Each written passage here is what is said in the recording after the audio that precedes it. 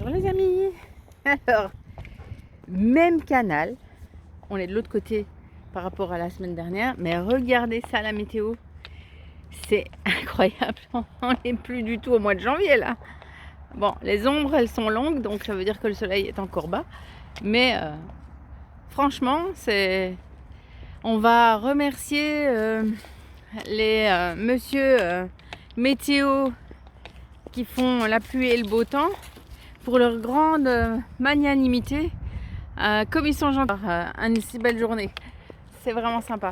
Alors, aujourd'hui, les maîtres du temps, là, attends, tiens, là, coucou les maîtres du temps, ils passent dans le ciel, ils passent et ils repassent. Aujourd'hui, j'avais envie de vous partager mes interrogations à propos, le soleil m'a mise en joie, donc à propos de nos animaux de compagnie. Je pense que voilà, on peut quand même bien leur consacrer une vidéo à ces loulous. Il n'y a pas que les chiens, il y a évidemment les chats, les lapins et tout ce qu'on appelle aujourd'hui les NAC, nouveaux animaux de compagnie, varans, serpents, migales, rats, enfin voilà. En Belgique, nous sommes aujourd'hui, même les poissons rouges, je l'ai appris à mes dépens parce que je voulais acheter quelques poissons rouges pour renouveler mon, entre guillemets, cheptel et j'ai pas pu. En Belgique, nous sommes aujourd'hui obligés d'avoir un permis un permis de posséder des animaux. Alors, ma fille me disait justement, c'est bien parce que il y a des gens qui leur font du mal et donc ça permet de les empêcher d'avoir encore accès à des bêtes. Oui, c'est très bien, si seulement on n'était pas tous considérés comme des suspects en fait. Donc on devrait tout simplement interdire à ceux qui ont fait du mal de posséder un animal sans pour autant exiger de la population en général qu'elle ait un permis, évidemment. Mais au-delà de ça, on nous pousse à les pucer, bien sûr. Comme ça, on saura exactement combien on a d'animaux de compagnie, à les stériliser et à les vacciner. Et par rapport à, déjà, une petite anecdote qui vaut quand même son pesant de cacahuètes. En 2023, en été 2023, je perds une de mes chattes à seulement 10 ans. Et c'est un gros choc parce que Candy était vraiment chouette. Et en plus, pour ne pas faire simple, j'ai dû prendre la décision de la faire piquer à distance parce que je venais d'arriver en vacances à 1600 km de la maison et c'était un dimanche et j'ai dû faire ça voilà, par téléphone. C'était affreux. Et donc, je perds cette petite chatte et c'était l'année de la marche de l'indignation. Donc, en quelques semaines après, nous partons, ma fille et moi, rejoindre Benoît Ox et toute son équipe et cette magnifique initiative du côté des 3 frontières. Et nous faisons cette marche de l'indignation. Et au cours de la marche de l'indignation, je trouve une petite chatte. Une petite Lizzie qui a un caractère bien trempé et qui a par bien des côtés une forte ressemblance avec ma Candy. Donc c'était assez rigolo parce que j'avais l'impression qu'il y avait une réincarnation qui venait de se produire. Et je suis pas encore dans toute la compréhension d'aujourd'hui, donc je fais ce que j'ai toujours fait avec mes chats, mes chatons, je fais les vaccins. Je demande par contre qu'elle soit pas pucée. Je la fais stériliser, mais je la fais pas pucer. Et donc je fais les plusieurs doses de vaccins. Et quand je vais pour la dernière dose, moi je fais jamais les rappels pour les adultes. Je faisais. Eh bien ma vétérinaire me dit qu'elle est contrariée, elle est très énervée. Ce jour-là, elle est vraiment énervée. Je lui dis qu'est-ce qui vous arrive? Eh bien, me dit-elle, il paraît qu'on ne peut plus vacciner les chats qui ont une insuffisance rénale. Dis Luna, c'est quand tu veux, hein. Ah. Alors, je ne sais pas si vous connaissez bien les chats, mais c'est souvent de ça qu'ils partent. Hein. On nous dit qu'il faut changer de croquettes, que c'est pas l'eau ceci, que c'est l'eau cela, enfin qu'il faut donner des boulettes, enfin on ne sait plus très bien quoi. Et là, elle me dit qu'elle peut plus vacciner les chats qui ont une insuffisance rénale. Et je lui dis mais pourquoi? Elle me dit eh bien parce que ce serait à cause des vaccins qu'ils développent une insuffisance rénale. Je suis restée bête, je dois dire.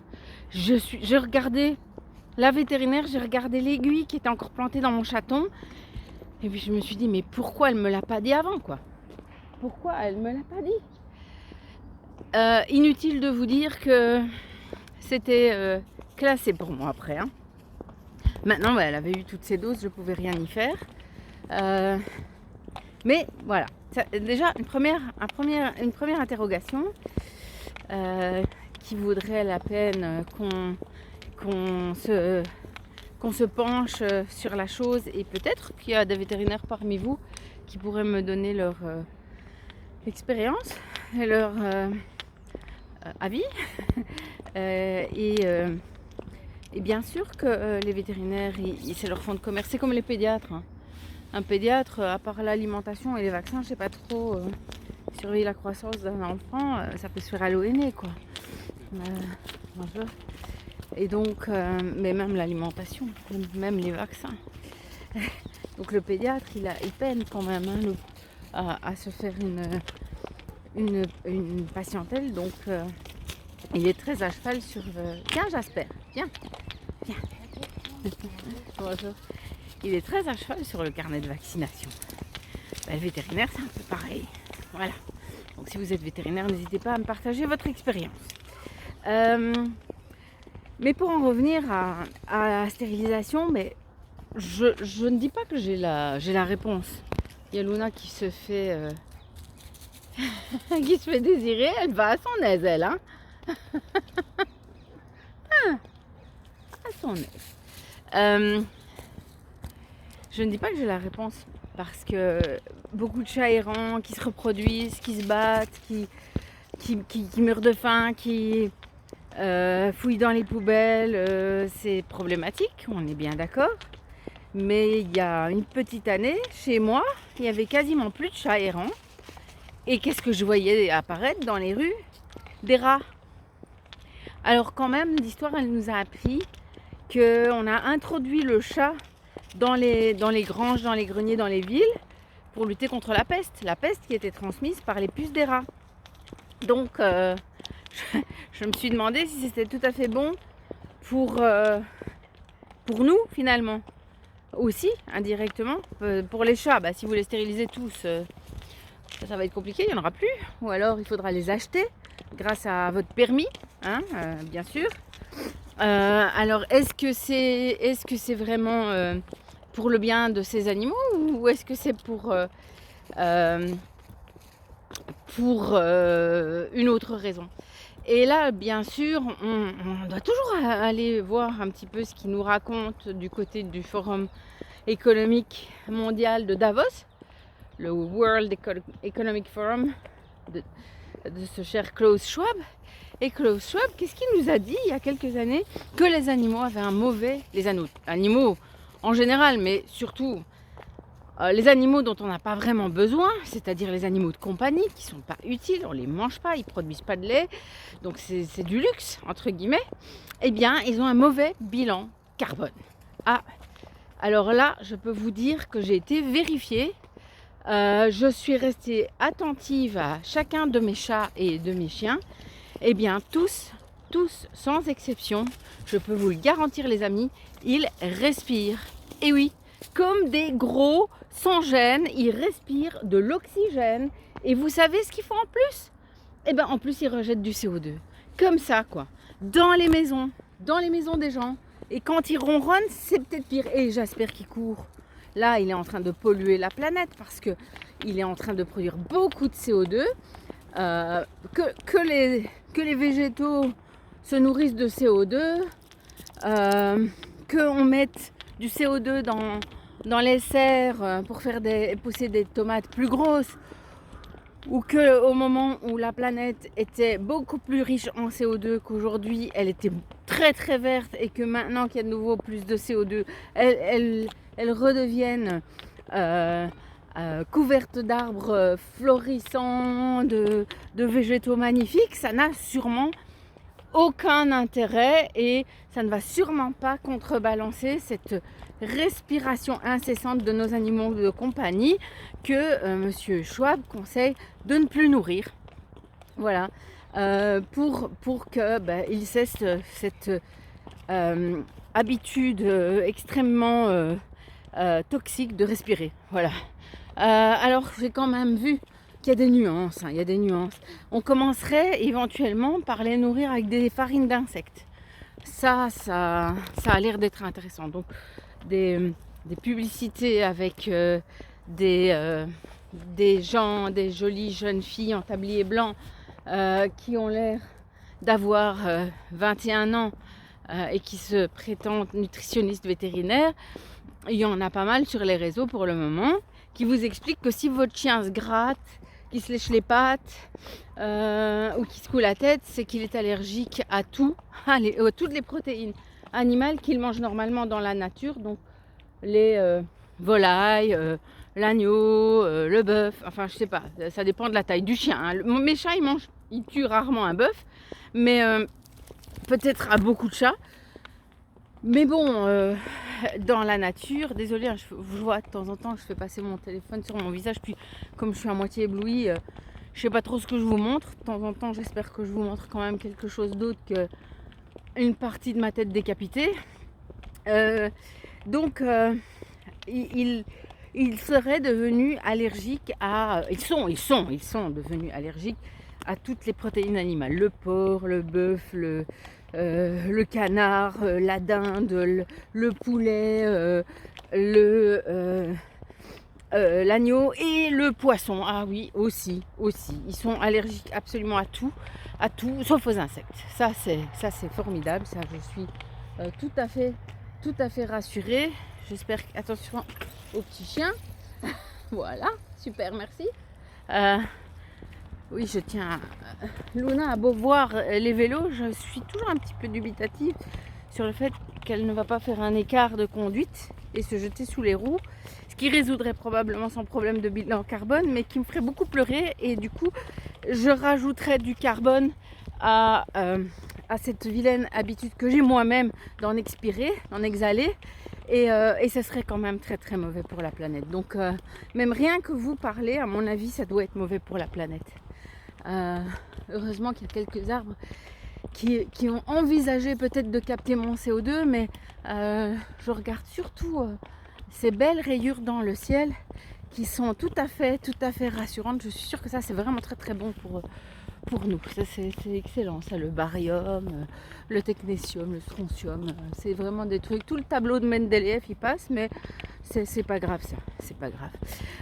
Ce qui est complètement absurde, c'est que ces gens qui décident de ça, ils en mangent aussi, hein. Ils en respirent, ils en bouffent, ils en boivent de ce qu'ils nous mettent dans la nature, mais ils sont tellement imbus d'eux-mêmes. Ils ont un tel délire de toute puissance qu'ils pensent que eux, ça leur fera rien. Ou alors ils ont des solutions magiques. J'ai vu, je ne sais plus, j'ai vu passer l'interview d'un ancien chef des Rothschild et qui expliquait que l'alimentation était pensée en fonction des activités qu'ils avaient à faire et des réunions qu'ils avaient à avoir, et donc on leur donnait de la nourriture, enfin il était obligé de leur donner de la nourriture qui les rend qui rend leur esprit acéré, pertinent, limite un peu agressif, pour qu'ils soient toujours des hommes d'affaires percutants. Et j'imagine que la farine d'insectes ne devait pas être au menu très très souvent. Mais voilà, c'est vrai qu'on est ce qu'on mange. Seulement, je vois pas très bien comment ils pourraient éviter que ce qu'ils consomment soit contaminé. Donc peut-être qu'ils ont des cure détox magique que nous n'avons pas. Ou que nous avons, mais que nous ne savons pas que nous avons. Enfin bref, il y a plein de canards. À mon avis, eux, ils sont pas forcément des animaux de compagnie, mais je pense qu'ils ont l'audace de respirer également. En plus, comme Jasper, dans 2 minutes, il va sauter dans l'eau pour leur courir derrière, eh bien, ça va les affoler et ils vont nager plus vite et donc respirer plus vite. Donc c'est vrai que Jasper, il a un double mauvais bilan carbone. Hein. Ah, ma grosse truffe! Il nage pas trop aujourd'hui, il est plutôt à faire du bain de pied au bord de l'eau. Il y a 12 degrés. La semaine dernière, il y avait -2. Et maintenant, il y a 12 degrés. Quel terrible bouleversement climatique. Moi, j'apprécie en tout cas. Je trouve ça très agréable de faire une petite balade au bord de l'eau avec le soleil, avec vous, avec mes chiens. Je ne vais pas la faire plus longue que ça parce que j'ai dit l'essentiel sur le sujet, je pense. Peut-être rajouter simplement que à quoi sert un animal de compagnie? On pourrait répondre à rien, seulement l'amour. On pourrait aussi se poser la question, à quoi sert l'amour? À rien, éventuellement à se reproduire, mais ça aussi, attention, hein. Les jeunes ils le savent, faire des enfants ça tue les arbres, hein. Ah si, hein. Et ceux qui nous racontent ça, bien sûr, ils se baladent en jet privé pour discuter de nous, de notre fertilité, ou surtout de notre stérilisation, psychique et physique.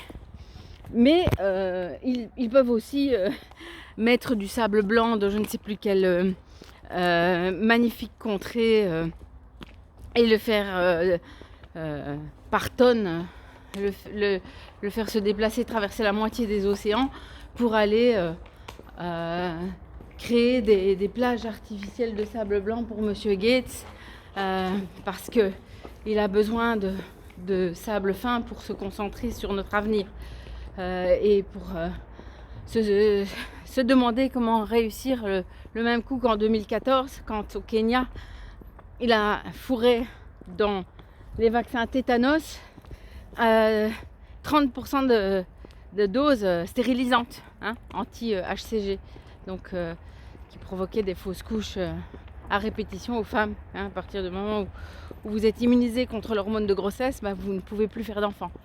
Donc, mais il faut bien comprendre que Monsieur Gates fait ça pour le bien de l'humanité, puisque ça sélectionne les meilleurs d'entre nous, c'est-à-dire eux, et surtout pour le bien de la planète, puisque Monsieur Gates est très préoccupé du bien-être des arbres, hein, c'est connu, et donc c'est pas grave si lui il fait déplacer des tankers ultra polluants d'un bout à l'autre du monde pour l'esthétique de sa plage privée, de sa propriété privée, c'est pas grave ça.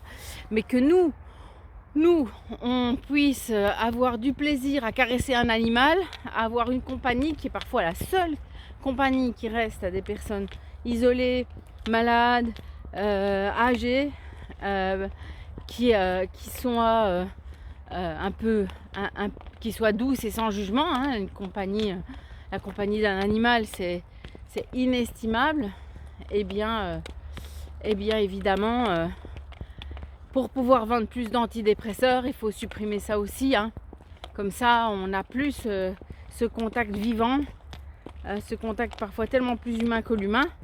Et donc, on est encore plus triste, encore plus malheureux, encore plus malléable. Peut-être encore plus suicidaire aussi, pourquoi pas. C'est vrai que ça, c'est une solution aussi. Et donc, voilà, je me posais les questions. Faut-il stériliser tous les chats errants ? Faut-il n'en stériliser aucun ? Je crois que la réponse n'est ni dans un sens ni dans l'autre, mais qu'elle est dans un juste milieu. Alors comment on fait pour le trouver, ce juste milieu ? J'ai pas la recette magique, mais c'est quand même très très bizarre que ils aient préféré que les rues de ma ville grouille de rats plutôt que de chats. Et en tout cas, il y a eu un retour de balancier parce que maintenant, je vois beaucoup plus de chats errants qui sont pas forcément maigrichons en plus. Ils sont juste là. Je vois qu'il y a des jeunes, donc je me dis qu'il y a des petits. Ils ont l'air de s'éclater dans nos jardins, de bien se plaire et je vois plus de rats. Et donc voilà, je trouve que c'est pas plus mal. Dites-moi ce que vous en pensez en commentaire. Dites-moi si vous étiez au courant pour les vaccins des chats et l'insuffisance rénale, pour les croquettes pour chiens. Voilà, dites-moi si vous trouvez, vous, qu'il vaut mieux avoir un lézard qui mange moins et qui sûrement pète moins que les vaches. Mais bon, on a rarement une vache dans son salon. Je me souviens, ma maman, elle voulait une vache Galloway. C'est une vache naine, je crois. Elle voulait avoir ça, pas dans son salon, mais dans son jardin. Mais à la place, elle a eu des chiens qui avaient la taille de veaux. Donc finalement, tout ça, ça respirait la bonne humeur, le bonheur et le CO2 aussi. Voilà. Allez, je vous embrasse. Je vous laisse avec Jasper dans les roseaux. Regardez-moi ce bazar. Coucou toi. Ouais, et on voit bien qu'il est mouillé quand même. Hein. Il est mouillé, mais il n'a pas la pêche de la semaine dernière. Peut-être que finalement, la technique des Suédois danois, bonjour Luna, elle est bonne de plonger dans l'eau glacée. C'est peut-être ça la solution. Hein? Un gros truffe. Va chercher. Tu vas chercher. Et voilà. Ah ben vous l'avez eu ce saut. Bon, c'est sans conviction, hein, parce qu'il ne sait pas où est la poule d'eau. Il a de la cataracte, mon gros. Il a vraiment de la cataracte. Ah oui, s'il y a un vétérinaire parmi vous, est-ce qu'il y a un truc moi, je lui mets des gouttes oculaires à la nac, mais ça n'a pas l'air de vraiment fonctionner. Est-ce qu'on opère les chiens de la cataracte? Je me pose la question. Voilà. Bah écoutez, je vous laisse et je vous souhaite une belle fin de dimanche.